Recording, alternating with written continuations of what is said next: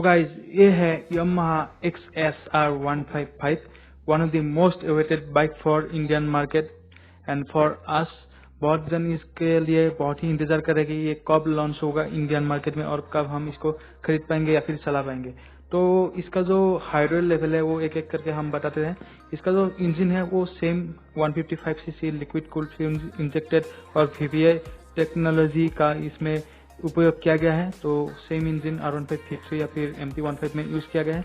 इसका जो कैटेगरी है बाइक का ये थोड़ा अलग है, जो रेट्रो न्यू बाइक्स बोलते हैं इस कैटेगरी के अंदर आता है, या फिर स्क्रैम्बलर भी आप लोग बोल सकते हैं इसको।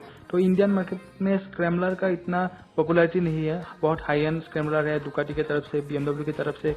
और इंडियन मार्केट में फिलहाल जो हस्कवर्ना स्वर्टपिलन 250 है वही सबसे कम कीमत में आने वाली स्क्रैम्बलर है, लेकिन जो उसकी कीमत है उससे भी कम कीमत में XSR155 आने वाला है। और आप आगे की बात करें तो जो इसके टायर है वो ऑन ऑफ रोड टायर है, और आगे का फिर जो ब्रेकिंग असेंबली है वो MT15 से बोरो किया जाएगा इंडियन मॉडल के लिए।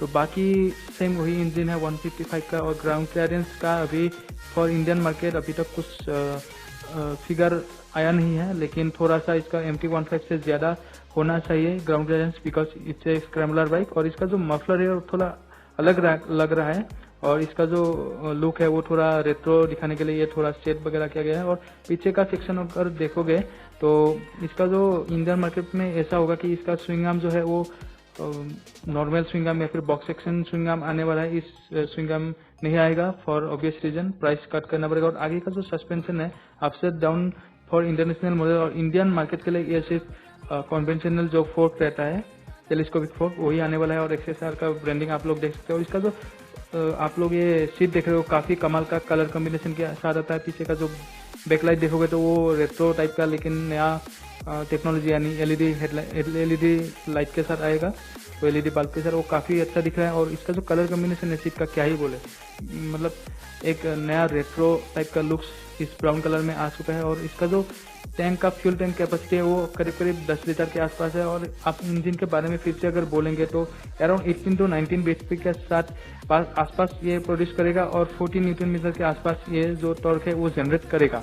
बाकी हेडलैम्प की बात करेंगे तो इसमें आपको फुल LED हेडलैम्प मिल जाएगा, और देखने में ऐसा लग रहा है कि MT15 का जो हेडलैम्प है वो बहुत ही खराब था, लेकिन इसमें जो है हेडलैम्प वो थोड़ा बेहतरीन देखने को मिलेगा। पीछे का जो आप लोग स्पॉकेट देख रहे हो वो थोड़ा सा बड़ा दिख रहा है, मतलब मीडियम साइज का लग रहा है। तो परफॉर्मेंस में तो कोई कमी होने वाला नहीं, क्योंकि ये सेम प्रूवन इंजन है R1553 का या फिर MT15 का।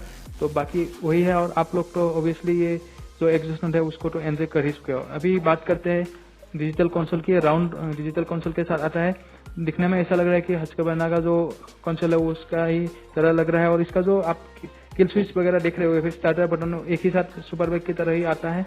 और इसमें जो डिजिटल कंसोल है वो हर इन्फॉर्मेशन आपको मिल जाएगा जितना भी आपको चाहिए। XSR का ब्रांडिंग भी से है, और कलर कॉम्बिनेशन काफी अच्छा है, बहुत सारा कलर आपको देखने को मिलेगा। अभी बस इंतजार यही है कि इंडियन मार्केट में ये जल्द से जल्द लॉन्च हो जाए। तो अगर बात करें इसके प्राइसिंग की, यानी Yamaha XSR155 की प्राइसिंग की, तो अराउंड 1.50 लाख एक्सपेक्ट कर सकते हैं हम इंडियन मार्केट के लिए।